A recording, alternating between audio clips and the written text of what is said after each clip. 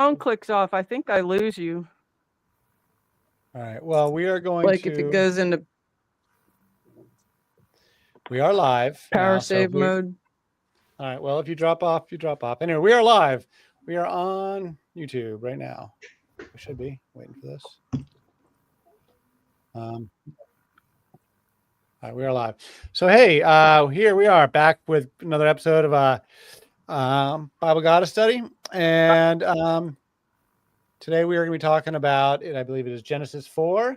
It is the Cain and Abel story. And I'm just going to go ahead and I wrote it up in my Substack. I encourage folks to sign up to my edwarddodge.substack.com where I will be detailing. Oh, there's Tony. Hello. Hey there, Tony. We are live. And you were the last one. 6, I think, is the max we can have on this. So thank you for joining us, Tony.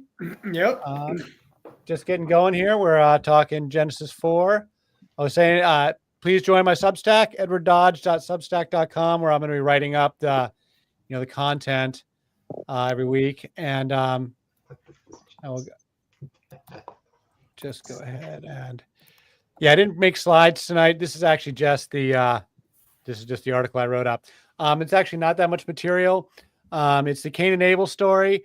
And what I'm going to focus on is the farmer and shepherd motif. And as I've been arguing throughout this Bible study is that the biblical writers are telling the story of a divorce between the mother goddess and God, and that the Cain and Abel story is actually part of this divorce. That Cain is a farmer, and he murders his innocent brother, who is a shepherd, and that this is part of a separation of the farmer and shepherd. And we're going to compare it to the sacred marriage story from Mesopotamia, that was where it is a marriage of the farmers and shepherds. So we'll get into this. And I'm just going to start by reading this. It's not very long. I love the murderous farmer and innocent shepherd, huh? Yeah. Well, that's pretty much a theme, because we'll get into it. Let me just read this real quick.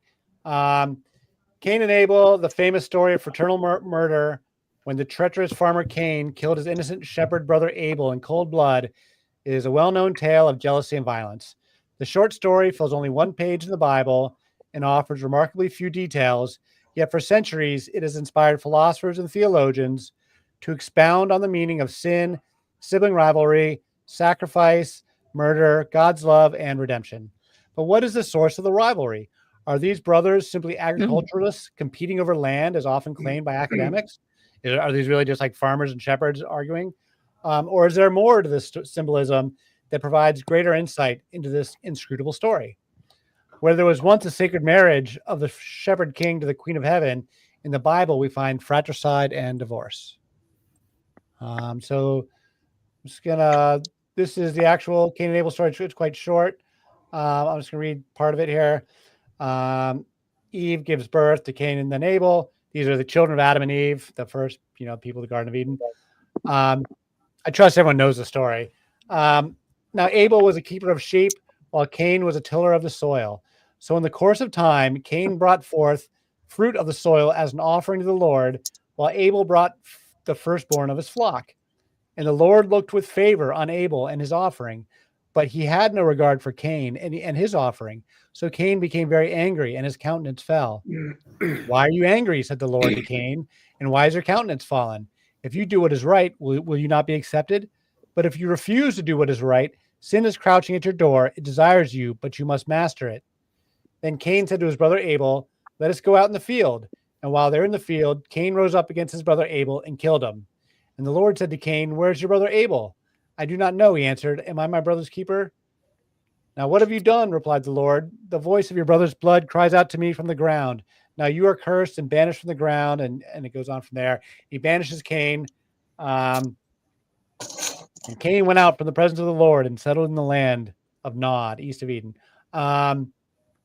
So much has been said about this short story, yet no philosopher has ever offered a satisfactory explanation for what was wrong with Cain's offering from the fields. Why did God reject the farmer's sacrifice of vegetables while he approved of the shepherd's sacrifice of an animal? Is there something wrong with the farmers? My suggestion is that from the biblical writer's perspective, there is a lot wrong with farmers. But it must be understood that farmers aren't simply farmers. They are a symbol for an entire group of people, and so are the shepherds. And there was a big rivalry between the farmers and the shepherds in those days.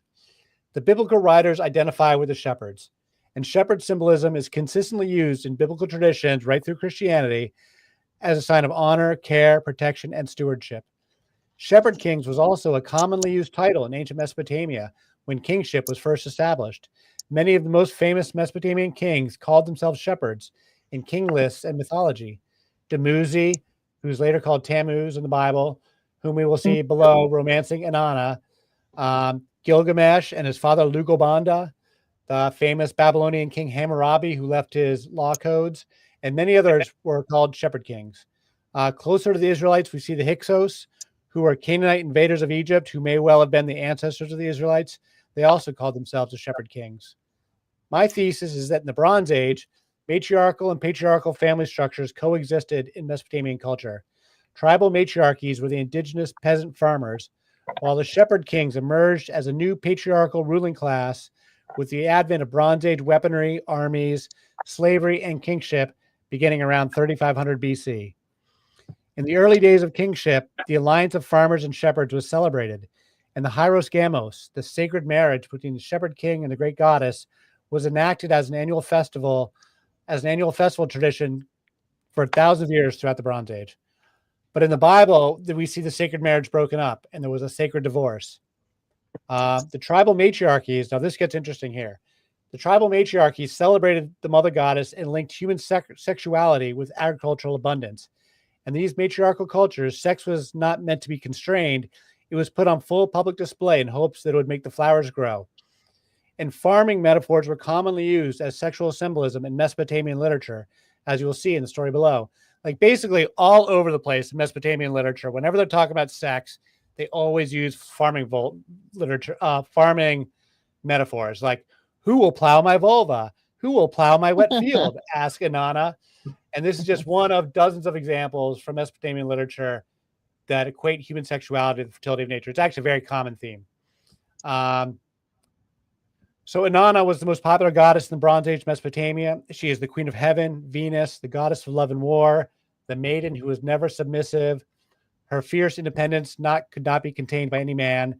She is a radiant goddess of love, sexuality, and fertility, simultaneously the formidable and terrifying deity of war and political power. Her multifaceted nature made her one of the most significant and enduring figures. Oh, I'm sorry, I wasn't advancing the slides. Or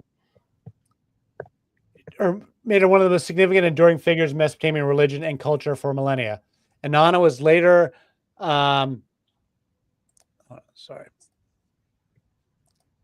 completely forgot to advance the slides on you guys. Inanna was later renamed Ishtar, and then she is seen as Astarte in the Bible, being worshipped by King Solomon, who was a famous lover of many women, and who gets criticized by the biblical writers for being a goddess worshiper. And he's the father of the wisdom traditions, and keep that in mind. And she has many other names and many other cultures. And a central characteristic of Inanna was her unbridled sexuality. Her liturgies are graphically sexual and stand in stark contrast to any acceptable portrayals of femininity in patriarchal Western civilization. By Christian standards, Inanna's stories are straight up pornography, and much of the sexuality is presented with farming metaphors. So from the biblical perspective, in the later Iron Age, after the Bronze Age ended, farmers and their goddesses were seen as immoral and sexually decadent, and they needed to be restrained. So I believe that the biblical writers are quite deliberate in their attempts to craft a divorce for the sacred marriage, and the Cain and Abel story is part of this effort, as it portrays the farmers as treacherous and murderous, while the virtuous shepherd stands in God's good graces. Now, the following bit is just a screenshot taken from my book, where I get into this story a little bit. So I do a couple pages of this. The first part is how Dumuzi, who's the shepherd king, romances Inanna. Her heart was pledged to the farmer, but the farmer decides to let her go. There's a whole contest here. You can read about that. But I want to go to the next part, which is the wedding night, because that gets into all. This is the actual sacred marriage, the hieros gamos, and I'm just going to read a bit of it. It actually goes on and on and on, but it's all like super sexual. Probably get censored on YouTube or something. Anyone have any comments before I read this real quick? Yes, I absolutely do. All right. So there is a line, is it Genesis 3, 15, where there's a line, something about the difference between like Eve's children and Adam's children, and that they will quarrel or something of that nature. Do you know what I'm talking about? No, but I can pull it up. Genesis 3:15, you think? I think it is. And I will put that's where he's talking about the serpent. I will put enmity between you and the woman, between her seed and her seed. He shall bruise you in the head. Okay. Your seed and her seed. Oh, right. All right. Okay. Oh, yeah, I didn't notice that. And so depending on which Bible you're looking at or reading, there's a differentiation of children versus seed. But anyway, so I think that is the first, I'm going to say, seed planted that also goes along with what you're positing here about the difference between, like the farmers, the earth people versus the shepherds. Yeah, I never even noticed that little bit there. Yeah, the farmers are also the people that live in the towns in the biblical notion, because the farmers in the Bronze Age and in Neolithic, they were the first people who created the first settlements and created the first towns in the the Neolithic Revolution. And so the first cities that in Mesopotamia has the first cities, the city of Uruk will actually get mentioned in the story. It was like the first great city in the world, like the first city to have like 50,000 people in it. And whoa, what's happening? We got an echo. And so I think I'm getting an echo from. Hold on. We get an echo there from anyone? A little. Yeah. It's not too bad. All right. So all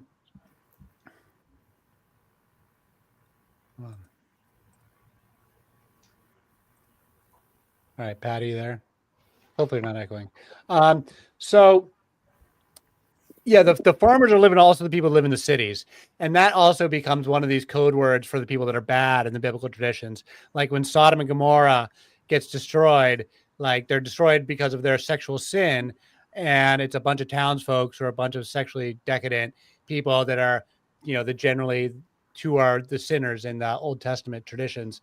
And so farmers are townsfolk, which is a little counterintuitive by our modern standards.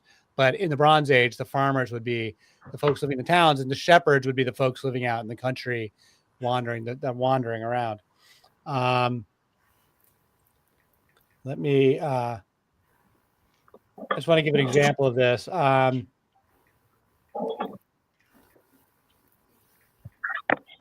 So Inanna bathed and anointed herself with scented oil. She covered her body with the royal robe. She arranged her precious lapis beads around her neck. She took the royal seal in her hand. Dumuzi waited expectantly. Inanna opened the door for him. Inside the house, she shone before him like the light of the moon. Dumuzi looked at her joyously. He pressed his neck close against hers. He kissed her. Let the bed that rejoices the heart be prepared. Let the bed that sweetens the loins be prepared. Let the bed of kingship be prepared. Let the bed of queenship be prepared. Let the royal bed prepared. All right, hold on. Let it pass from old to young. My vulva, the horn, the boat of heaven, is full of eagerness like the young moon. As for me, Inanna, who will plow my vulva? Who will plow my high field? Who will plow my wet ground? As for me, the young woman, who will plow my vulva? Great lady, the king will plow your vulva. I, Dumuzi, the king, will plow your vulva. Then plow my vulva, man of my heart, plow my vulva. O lady, your breast is your field. Inanna, your breast is your field. Your broad field pours out plants. Your broad field pours out grain. Water flows from on high for your servant. Bread flows from on high for your servant. Pour it out for me, Inanna. Let me. It goes on and on and on. The queen of heaven, who was presented the sacred measures by Enki, Inanna, the first daughter of the moon, decreed the fate of Dumuzi.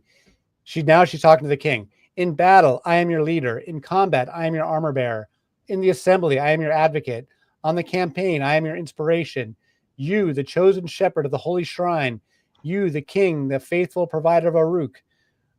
You, the light of An's great shrine. In all ways, you are fit to hold the head high on the lofty dais, to sit on the lapis lazuli throne, to cover your head with the holy crown, to wear long clothes on your body. And it goes on. I'll just read the end part here. Ninshabur,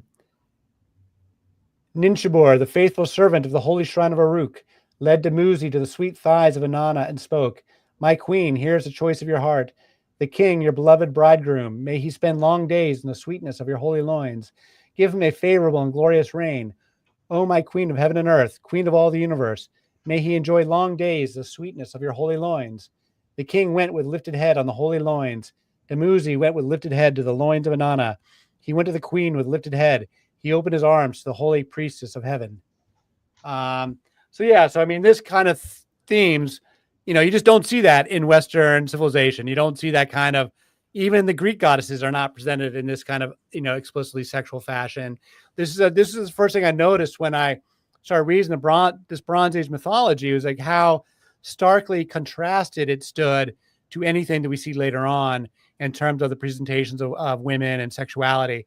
And that was the first clue for me that there was something really fundamentally different about the biblical and Greek traditions versus these other Mesopotamian traditions. And like, there had to be an explanation for how it was that the sexuality was putting on a pedestal, like literally she is the highest goddess of the entire culture that the king is, standing before. And, she's like a porn star. And like, how do you explain that compared to the cultures we have now? And the only way I could explain it was that they're matriarchal and that they have female bloodlines. And that's what shifts, is matriarchy to patriarchy from the Bronze Age to the Iron Age. And that's a big part of what's happening in the Bible, because you certainly don't see any of these kinds of presentations later on. And I mean, I think it was even pretty shocking when they first started translating them in the 1950s and stuff. Like, the stuff isn't even that old in terms of how long we've had access to it. It's all from the last century that the archaeologists dug it all up. So anyway, I'll open the floor to any other comments from anyone. Well, I just want to say that, what a part of what, you're speaking to with the connection between like sexuality and, agriculture and everything, is that the emphasis truly is about fertility. You needed to have children and progeny in order to, keep your line going, and of course, children didn't always live. So you had to have a lot of them. You had to have fertility for your crops and your fields so that you could make it through hard winters and so that you could eat and prosper, and that sort of thing. But even when it comes to livestock, you want the fertility for your livestock. So many things had to do with just, the connections between fertility and all the different kinds of fertility being the most important thing, because that ensures your survival on all different levels. Yeah, absolutely. And most of the academic literature, from back in the day always refers to these as fertility religions. And that's certainly true. I would just add to it that they're cycle of life traditions, and they're equally as focused on death as they are on birth. And that you have both sides of that coin, and they're fundamentally circular traditions, and that the Western traditions that replace them become these linear lifetimes, where it's a one-way street and not a circular life. And exactly. and they're going to denigrate fertility religions, and they're going to denigrate a connection to nature, which is what we see in the Christianity and Islam that comes later. If I could add something too, so this is not my historical field of, pardon the pun, field of expertise, but it seems, the historians who do write about it, and this is in Jared Diamond's book as well, The Guns, Germs, and Steel, that it wasn't a linear necessarily aggression from different city-states, like you mentioned, or Uruk, Lagash, Umma, and I mean, hundreds over the planet. We just tend to often, I think it was this sort of pretty straight road going from hunting gathering to civilization to, the domestication of animals and plants, the farming package, right? But there's lots of evidence that it was dicey, and some groups of people, as it got into the thousands and maybe tens of thousands, thought they'd made a mistake, that in some cases the diets got worse and they went back to hunting and gathering or tried to have some kind of, so it was rough, right? It's a risky move trying to make that leap to farming and then have trade. And oh yeah, there you go. Yeah, This book has been the one that really blew my mind in terms of like giving a more recent. This is a pretty recent book that came out in the last few years. One of the authors died, so the only one is able to carry it on now, and highly recommend it. It's quite thick. It's kind of a history of the world, and they do a lot on exactly what you're just talking about, the thousands of years it took to break through into planting, and that it was very much in fits and starts. Yeah. And it was very much just a little bit at a time of like, they were basically just still hunting and gathering for a long time with a little bit of planting here and there.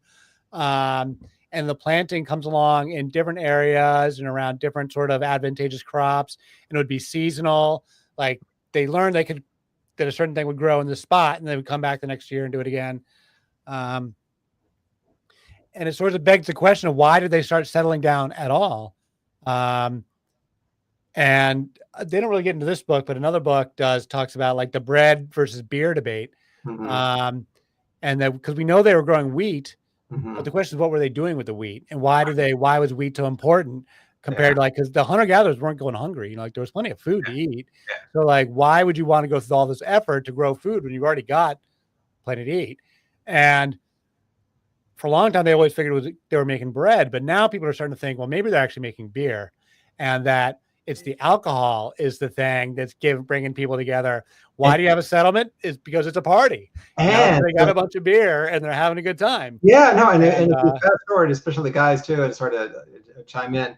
So with the colonial era, right, with the Dutch and French and Brits and others, you might have a relatively early settlement, no churches, no such things as schools or anything, but a bunch of taverns, inns, places where there's lots of beer and alcohol. It's just like one of those kinds of things. So yeah, that's really cool. Yeah. And what goes with beer and partying but sex? and it was women. It was women that were doing the beer. It was women making the beer. It was women who ran taverns in the Bronze Age. Like that was women's business, was making beer, selling beer, and having the sexual activity as well. Because the brothels and the taverns were basically, attached businesses. And that was all, it was all women's business, and it would all have like Mother Goddess at the center of it in its sacred aspects. And that's, again, exactly what the later patriarchal traditions become hostile to.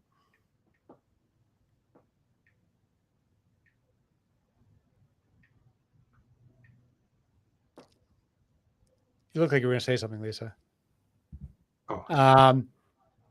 So yeah, that's all I had prepared. The farmers and shepherd stuff, there's more material, and I don't have more of there's so much, there's actually a bunch of literature on that I dug up.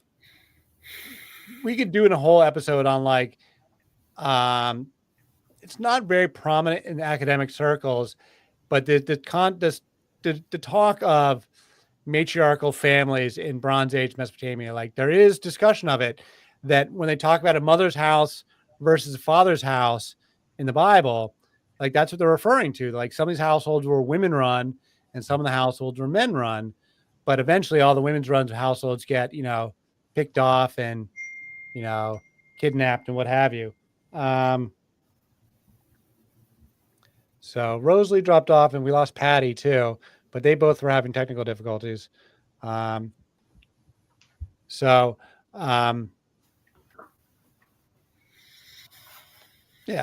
Tony, the floor is open. Anyone who's got,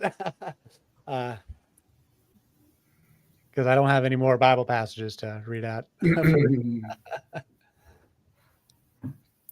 I always find that listening, it's like so much information so quickly. It takes me a little while to digest and find the kind of Well, that's why I'm also trying to do it in moments. bite-sized bits, you know.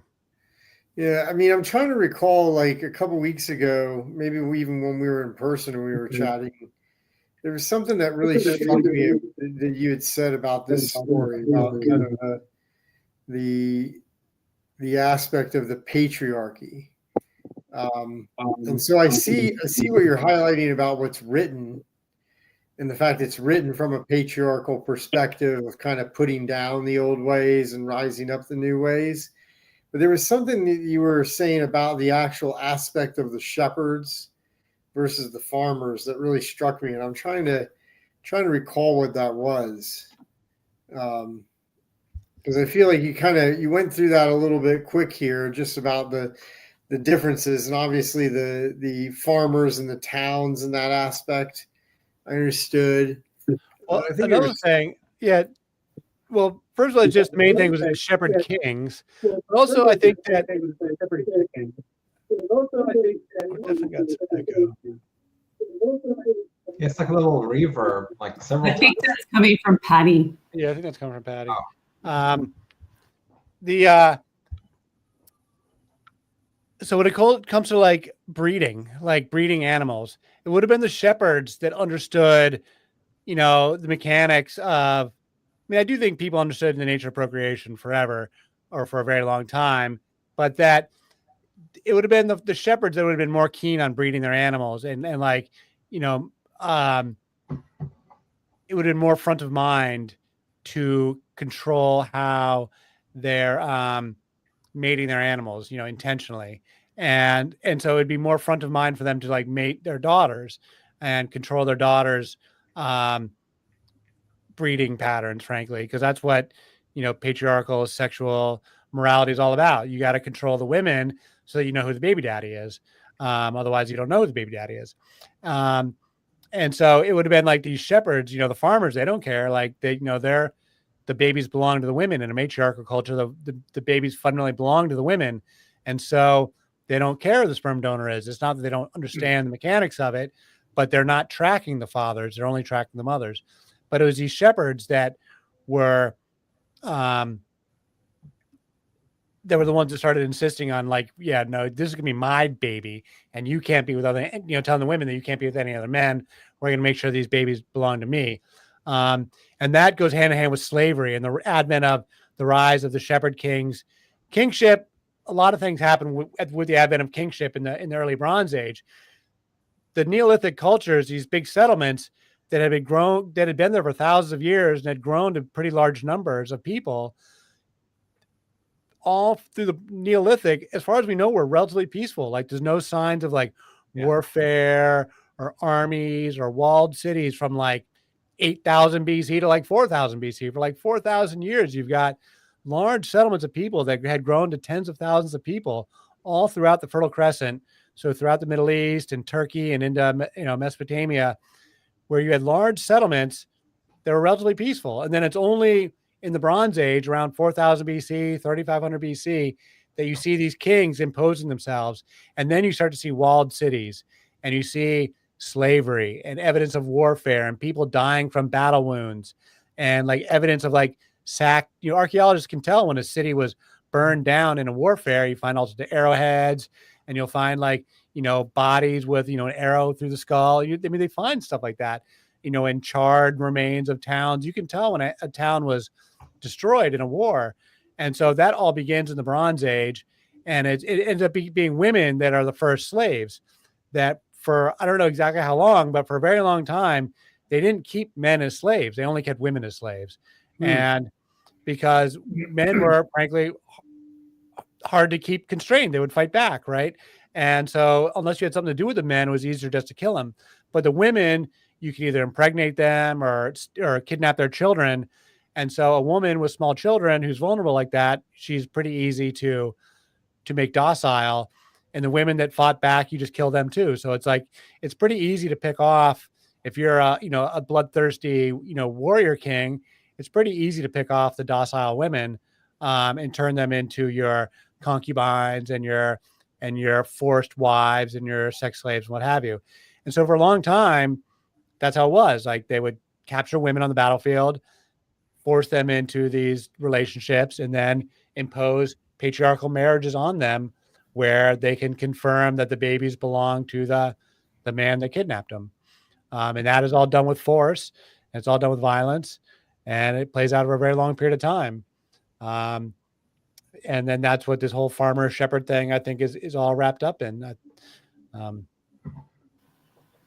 Well, you know, that is still to this day often part of how wars are waged, is that whoever's going in and invading, they're raping and pillaging. Yep, that's right. where the words come from, rape and pillage, right? Yeah, it is. That's what's happening. Yeah. So yeah, it hurts to think about it, how long it's been going on and how bad it's been and how it continues on to this day. And I agree with all that. But I would add to that, it was actually this Dawn of Everything book that talked about those early cities and how they basically had these tribal democracies that didn't have governments. They didn't really have formal government. They had informal ways to manage themselves in very large numbers of people. They would have like a town square. And like a tribal sort of council then. Exactly. They have tribal councils and like mass market democracy where literally everybody would turn out in the town square and debate the issue of the day. And they would figure it out.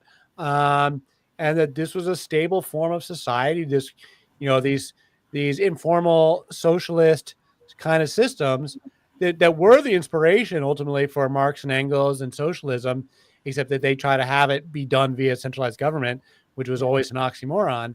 But like that, democracy, the lesson I take from it is that democracy is a human thing. The democracy is a human desire that we all want to be treated fairly. We all want to have a voice in how things are being managed, even if we're just one small person. We all feel the need, the right, at least the desire to participate in a public democracy of our system. And I think you see it everywhere in the world, across cultures. Everybody, given the choice, wants to be a part of some kind of democratic system. And that we have examples of it working for thousands and thousands of years. Like, we don't actually have to have strongman government. We can have democracies. It's just that democracies break down and then the strongman takes over. That's going to mention too on the historical side, right? And we see it as a pattern globally over millennia. And it seems that when there are stressors, they can be ecological. It could be a combination of factors, right? It can be disease, very slow or slower climate change, unlike what we're doing today, human beings, right? Much, much, much faster and impactful. But with these pressures, and then one of the thoughts is when it comes down to it, it may be relatively harmonious and peaceful, but when you're faced with, it looks like you're going to die out. I mean, things get really bad relatively quickly, within a few years, a drought and things like that. Then you're pressured to either, die or migrate. And we can see today, the fear and pressures, the demonization of human beings, including human beings who have almost nothing. You take their possessions and you dehumanize human beings. We're seeing that today, right? You take their possessions, throw them in a garbage truck and get rid of them like they don't exist. So then the thought is that once the land itself becomes so valuable for survival, right, it seems like you have to have that land or else you perish. And then in modern times too, I teach this to my students, the equating of voting with land or property ownership, property usually in the form of land. So, women forget it. Men are the ones who own, but not that many. So then all of a sudden, as Ed was saying, right, you start to get this differentiation of people. You start to get more hierarchy, more slaves, and more of this imbalance. And we ourselves typically sort of cause it, right? Because land is now valuable. And if you have property, you're considered responsible, right? And independent, and therefore it can be trusted with a vote. If you don't have it, which is the vast majority of people, then you can't vote. And this is even up until relatively modern times. Like, you couldn't vote for U.S. senator until the 17th Amendment in 1913, and we still have an electoral college for president. So it's just nutty, right? This distrust of the people, and men, not trusting women at all with those kinds of things until very recently, and even then, kind of. Yeah, Greece and Rome. I mean, we supposedly learned democracy from them, and that's how they ran it. It was only like the wealthy landowners. We're actually taught that we learned democracy from Greece and Rome. I don't think that's true. I think we learned democracy from the Native Americans, which is why we have a Native American on the dome of the Capitol building. But we whitewashed that bit of history to not give the Indians any credit. But hey, that's just an aside. Yeah, it's sad. Yeah, no, it's a lot of. Well, I'm starting to wonder, like putting a few things together, because a little while ago I was thinking, okay, so during the time of Cain and Abel, and when the farmers were living in the cities, and that was bad. Like later on, the church, after the church was established, they're going out and they're killing all the country people, the pagans, pagan means country folk, right? So they're killing all of them. How much of that was really about like land and property ownership versus what the practices were, right? Yeah, I mean, and that's definitely the case in some of the witch trials, where like you would have like the women that got killed in the witch trials were almost exclusively like vulnerable women. It wouldn't be a woman from like a good family with like a bunch of brothers and a husband who's going to be able to protect him. It's like going to be the vulnerable woman that's marginalized on society, and especially if she's like a rich widow. And then she's really a target. You can take it from her. But yeah, dispossessing people of their land is unfortunately a big part of our history right here in America.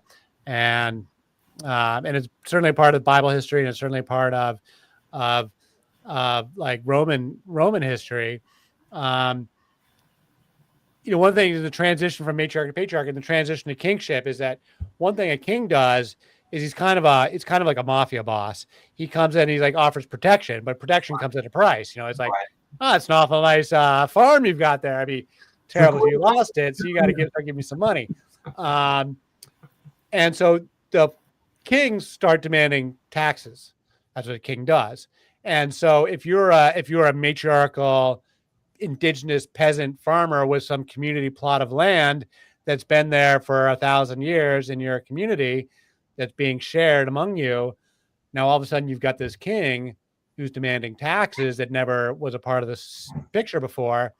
Well, now you've got to you're not no longer doing subsistence crops. You have to start doing crops for the marketplace and crops for sale, or you start selling your daughters. You start selling one thing or another. And this is a big part of how the transition happens without really anybody noticing that, without it being necessarily intentional, even that just by having kings at all, it forces people off their land. And then that was very, very explicit in the Roman era. When they would conquer a territory, they would seize all the land, give it to the soldiers, and force the people into the cities, force the people that used to live there into the cities, and replace all the farm workers with slaves. And that was how the Roman economy functioned, was you would take the land, work it with slaves. All the former people would be sent to the cities where they would live on welfare, basically, bread and circuses. And that in turn became the model for America. That was how Thomas Jefferson and George Washington and the Southern oligarch founding fathers viewed the American economy, was that it would be just like the Roman economy. It was going to be a slave-based agricultural economy. And they didn't even have a conception of anything different. And then the Industrial Revolution comes along and does change things. But for Thomas Jefferson, like that was a fantasy. Like as far as he knew, the world functioned just the way it was in the Roman Empire, and he didn't know any different. He couldn't even conceive of a different economy than a slave-based economy. Now, having been to Mount Vernon and spoken to the historical secretary of George Washington about Thomas Jefferson's opinions of economy and Alexander Hamilton, exactly, yeah, he maintained that everybody should have 40 acres and a mule. This is before the Civil War. And that to have a central bank would make everybody a slave to the wage. Yeah, Alexander Hamilton represented modernity and industrialization before even they had electric power and stuff, before they'd even done the industrial revolution of fossil fuels and electricity. He was already anticipating, an industrial economy as opposed to a farming. And, Hamilton and Jefferson hated each other.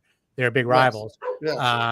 And I can't help but say, Jefferson was right on this one. Central bank and finance and majority of people are now slave to a wage and making. Hamilton was the proto-capitalist. Hamilton was absolutely the proto-capitalist, and Jefferson did have a point, but Jefferson was also on the wrong side of history in terms of technology development.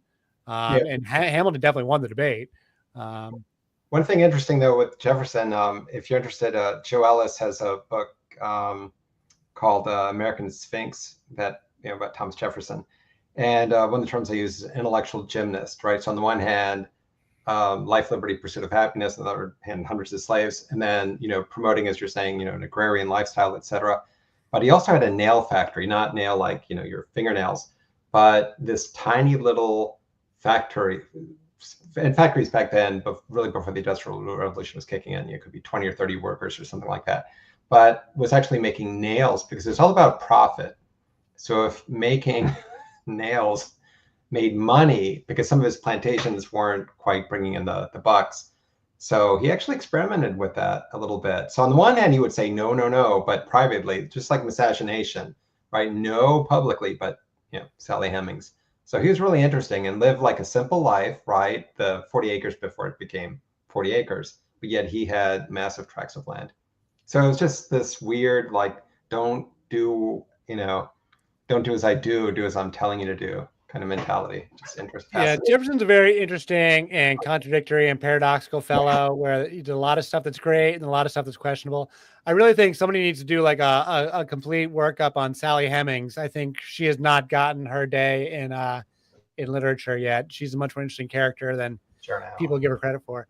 Dallas book, if you're interested. Mm-hmm. I studied Jefferson and Washington when I was studying hemp history because they both grew hemp and had a lot of very interesting insights into hemp production. Because hemp was really desirable, but hemp was very hard work. That's why it was never a profitable crop in the United States, was because it's the most labor-intensive crop, and so their slaves complained about it. And Jefferson and Washington both tracked all their business with hemp and how they couldn't make any money of it because it was too much work for the slaves. Jefferson's an interesting character. He's a guy who gave us separation of church and state. He gives us all men are created equal while he simultaneously owned slaves. He understood very how immoral slavery was, but he was trapped by it economically. He was actually not a rich guy. He was always in debt. He was like an aristocrat. He was terminally in debt. So he couldn't sell his slaves off, whereas George Washington was very wealthy. Jefferson's a very paradoxical fellow. Yeah. No, and that's why I love history, because it's everything about everything. So you get religion into it, you get economics, it's just stories, right? Just fascinating stories. I had to get my dog there.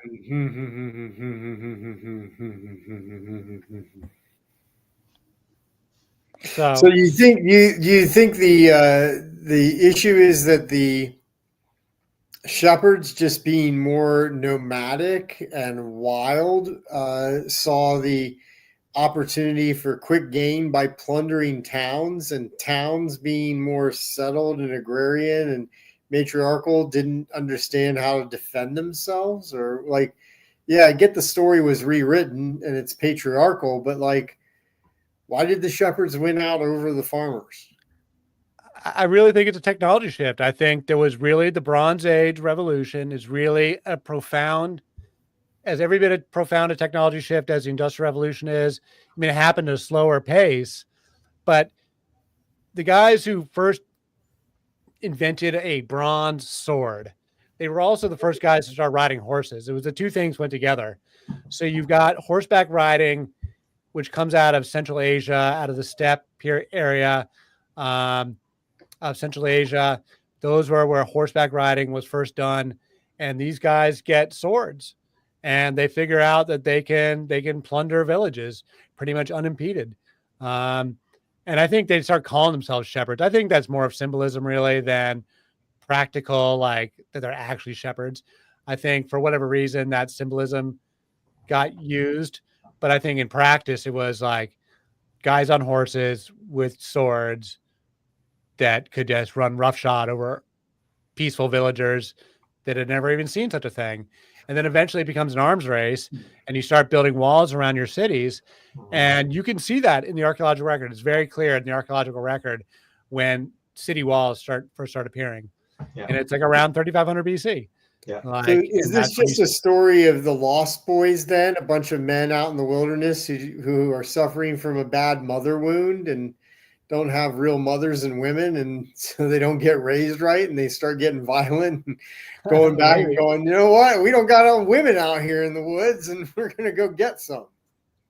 I mean, maybe. I mean, one thing, and they talk about it a lot in this book too, like that you see in the archaeological record when these folks, they start setting up shop like on the edges of the towns, and they'll build, they'll set up a hall for themselves, and they'll start telling stories about, like, Joseph Campbell's all about the hero's journey, right? And the lone guy who's got to go out there and fight this, heroic battle against all sorts of odds, and they're, these grand adventures, and they're singing these heroic stories, and kind of like you see in Lord of the Rings when they're like, when, the men are all around the big table drinking and singing and celebrating their, their war stories. Like these guys are setting up shop for themselves on the edges of these towns, and then raiding the towns, and then eventually like take over the towns. And I think it's just a crime of opportunity, really. And then the Iron Age gives a whole nother shift. It's a new technology shift that knocks the old Bronze Age powers out, because bronze required was a mix of copper and tin, and copper was very common, but tin was very rare. And so whoever controlled the tin trade was the most wealthy, powerful people in the Bronze Age.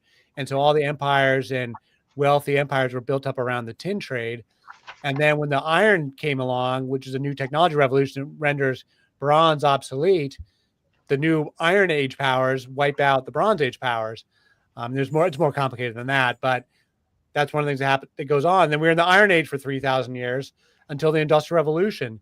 And now we're going into the Space Age, and we're in the middle of the transition right now. And it's the most profound transition of all. And we don't even know what's going to come out of it. Like we're not even there yet. We're not like, we haven't even gotten through all the technology shift yet. We've still got more technology coming. So we don't even know what's on the other end of this. But it's going to wipe out all the old powers. Like, I think Western civilization is going to go away, because like, I don't think Western civilization as we know it, built on the twin pillars of the Greeks and the Hebrews, I don't think that survives the transition to the Space Age. I sure as hell don't think the Enlightenment does. I think we've already lost freedom of speech. I don't think freedom of speech translates to an algorithm-driven, internet-based conversation. I don't even think it's theoretically possible to have freedom of speech if your speech is going to be mitigated through an algorithm. And all of our speech is being mitigated through algorithms. You can't escape it. If you're on a platform, it's going through an algorithm, and they have the power to turn you up or turn you down or turn you off, or put you at the center of things. And like, that's not freedom of speech. We've already lost it.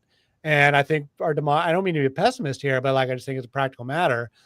We have to recognize that, like, I don't think the liberal world that we understand survives this transition. Like, I don't think we survives even World War III.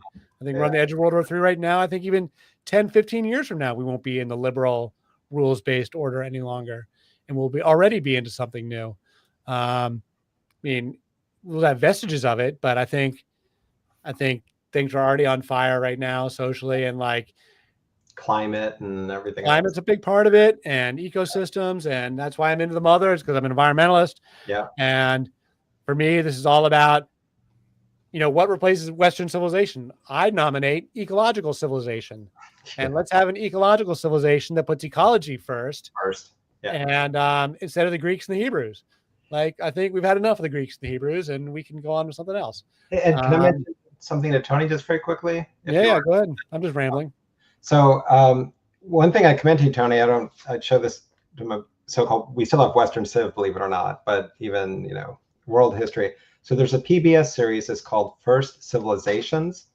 And it may be BBC, but it's definitely on PBS, called First Civilizations. And they have 4 kind of categories. They're about an hour each, roughly 50-something minutes. One is called War, and it deals with Oaxaca Valley and Maya, Mexico, and how wars and this Hindu creative destruction. And then religion, it kind of begins in Egypt, but then goes, to the Fertile Crescent area. And then cities, Göbekli Tepe, in what's today Turkey. And then the 4th is trade, and they go to Mohenjo-Daro, the Indus River. So different parts of the world, and it's just fascinating. So war, religion, cities, and trade. It's just mind-blowing, right? And just to see these patterns, it doesn't really matter where you are in the world, because human beings are human beings, for good or bad. And I think, and you've got good ones, you've got bad ones, and these patterns. And I think you'd really like it if you're interested in sort of ancient history, and then they relate it to now. It's just really well done. A lot of great historians and archaeologists and storytellers. So way smarter than me. Which I'll have to find it on some pretty easy to internet do. streaming service, because there is no television in the Woodlark Refuge. It's just, or go to live. I mean, you can get these videos, stream them, find them somehow. Yeah. But they're worth watching. You can find that stuff online, Tony. Yeah, I mean, anything I watch, I watch on my computer. I don't own a TV. Haven't since the early 2000s. Me too. I haven't had a cable TV either in 20 years. I just watch history videos mainly. I'm sort of nerd. That and sci-fi, and wish we were in a better place. Yeah. I'm with you on it. Yeah. Good history is engaging and interesting, and repeats itself in patterns. So it's nice to know it then and watch it now. Yeah. Well, yeah. One thing that really stuck with me from a class I took last week, that was a lot to do with ancient Egypt, and we just really had to skim over a lot of their history. But that civilization was around for about 3,500 years, right? So the thing is, during that time, it was the rise and fall of different empires, kings, whatever. And just, the person who was teaching, she pointed out, and she was like, this has been going on forever, and it's probably going to keep going on forever. And it really helps to kind of put what's happening currently into the bigger context and all. But at the same time, it's like, what are we going to do about it? What are we going to do about it? And that is the question. Yeah, and given the rise and the fall, a lot of what, there were always certain things that, either made it so that the civilization was failing. And, sometimes it was leadership, a lot of times it was, but not always, right? Because we mentioned things like drought and so on. But when civilization was doing well and flourishing, art was flourishing, people were happy and doing well. There was less wealth disparity, all of these kinds of things, and that's one of the signs of people, of a civilization that's flourishing is actually art. Yeah. Yeah. And you have a vested in it. It seems like the ones that have done best over time, the majority of the people, not all, of course, but more people than not, seem to have a vested interest in the success of the city-state or of the kingdom, right? Which makes sense. Like, the more you feel like you're invested in it, right, Mm-hmm. stake in it, the more likely you are to want it to succeed versus, screw it. Like that famous Mel Brooks, History of the World. The Roman Empire is falling apart. The guys are getting kind of like, screw it. Who cares? Right. But you see that in the Arthurian legend, and this kind of also goes back to, the sacred marriage to the earth, right? With the more sort of animist and goddess matriarchal societies. But that, the idea was that the king was married to the land. Right. And so however the king was doing was going to be reflected in how the land was doing and how the people were doing. And so, if people don't get that when they're in a position of power, what they do has such a broad range over how the land is and how the people are doing on that land. And if you're going to be in a position of power in Arthur's time, king, then you are the father, and it is incumbent upon you to take good care of these things. If you were the queen, then it's the same thing. You were the mother, and it is incumbent upon you to take good care of that which is entrusted to you. Yeah, a couple comments on those ancient Mesopotamian cities. They had a rule called the widows and orphans rule, that the righteousness of a king was judged by the quality of life for the widows and orphans. And so how the poorest of the poor lived, the quality of life of the poorest of the poor was going to be the yardstick by which they rated the merit of the righteousness of their king. Was like, how do the widows and orphans live in our society? And that's how you can judge the righteousness of a king.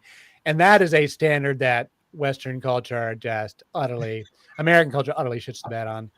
Just like what John was talking about a few moments ago. Yeah.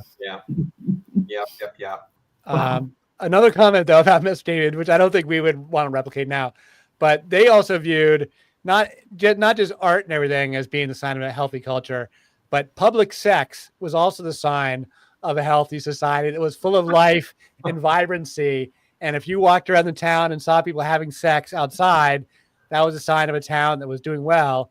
And if there was nobody like cavorting or, getting it on anywhere, then like the town was dead and you didn't want to stay there. Good Lord. Fertility. Yeah, like Chicago back in the day before it was really Chicago. Apparently, they talk about it was a happening place. People from the East were scandalized, like people doing it, in the open. And then I imagine they started to do it too. It's like, oh, okay. Yeah, so it's fascinating reading all this stuff, I think. Yeah. And Ed, thank you. Another beautiful session, Ed. Thank you so much. Yeah, we're coming up on an hour here, so I think we can wrap it up unless anyone's got any final comments, but I think we can wrap it up here. Well, you said we're off next week, and we'll be back after Labor Day. Conference. I'll be traveling a bunch in September, so there'll be at least one more missed week in the coming month. But yeah, off next week. The next topic will be Noah's flood. I'm going to make the comparison how there's multiple versions of the flood story, not just from Mesopotamia, but also from other places. And I'm going to make the case that there really is a mass extinction event in the Younger Dryas, and that this story, there really was a big enough disaster to be remembered as the flood. That really 12,800 years ago, we really were like utterly wiped out, and there was a mass extinction event, probably a meteor strike, but certainly a mass extinction event in North America and in Europe, where all the megafauna all went away, all the saber-toothed tigers and woolly mammoths and giant beavers and all these animals that we'd been living on for thousands of years, all of a sudden disappear. And the academic explanations are perfectly terrible. They don't offer a good explanation at all. So I personally am enamored of the comet strike theory. It's just a theory, but I think the theory is brewing. And I think that could be a dramatic enough of an event to be remembered mythically and culturally as a quote unquote the flood thousands of years later. And that's a searing enough event that long after the events are long gone in people's memory, that the mythical memory of it is like embedded in the cultural DNA of people, and they remember there was a time before the flood. So I think that's a pretty decent theory, and that's what we're talking about in our next session. One favor to ask all of you, if I could. So I've got my Uncle Ed, who was just really dear to me as a child he is not doing well, maybe in his last few hours, days, not really sure. I found out about this morning. So if you have thoughts, prayers, if you could, I just adored him as a child. So Well, he's for had a John's great glad. Hope he's doing well and get well soon. It's we've been a lot of that going around these days. Yeah, it's not looking like he will, but thank you. Yeah, just, yes, that his passage is easeful and peaceful and joyous. Thanks, thank you, and thanks Ed and Tony too. So thank you, I appreciate that. Thanks. Thank you all. This is always a lot of fun. Really appreciate it. Thanks so much. I love you guys. Thank you so much for coming out. I really appreciate it. Okay, see you next We're gonna end it. All right. Good night. Bye.